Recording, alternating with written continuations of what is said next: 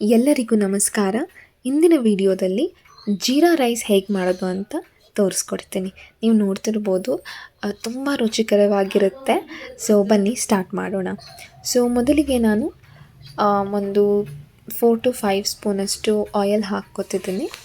ಅದು ಹಾಕಿದ ನಂತರ ಜೀರಿಗೆ ಹಾಕ್ಕೊತಿದ್ದೀನಿ.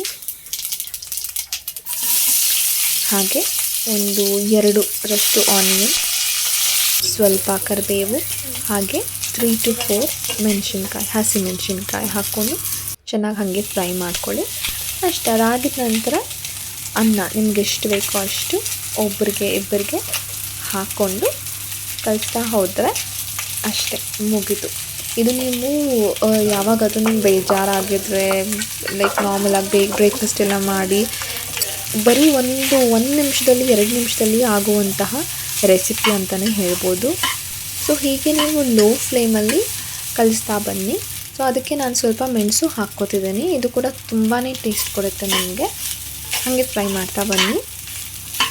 ಹಾಗೆ ರುಚಿಗೆ ತಕ್ಕಷ್ಟು ನೀವು ಉಪ್ಪು ಹಾಕ್ಕೋಬೋದು. ಸೊ ಹಾಗೆ ಕಲಿಸ್ತಾ ಬನ್ನಿ. ಹಾಗೆಯೇ ತುಪ್ಪ ಈಗ ಹಾಕ್ಕೋಬೋದು ನೀವು. ಸೊ ನಾನು 1 ಸ್ಪೂನ್ 1.5 ಸ್ಪೂನ್ ಹಾಕ್ಕೊಂಡಿದ್ದೀನಿ. ಸೊ ಇದಾಗಿದ ನಂತರ ಇನ್ನು ನಮ್ಗೆ ಏನಾದರೂ ರುಚಿಗೆ ಉಪ್ಪಬೇಕಂದ್ರೆ ಹಾಕ್ಕೊಳ್ಳಿ, ಅಷ್ಟೇ, ರೆಡಿಯಾಗಿದೆ. ನಿಮಗೆ ಈ ವಿಡಿಯೋ ಇಷ್ಟ ಆದಲ್ಲಿ ಲೈಕ್, ಸಬ್ಸ್ಕ್ರೈಬ್ ಹಾಗೂ ಬೆಲ್ ಬಟನ್ ಕ್ಲಿಕ್ ಮಾಡೋದು ಮರಿಬೇಡಿ. ಧನ್ಯವಾದ.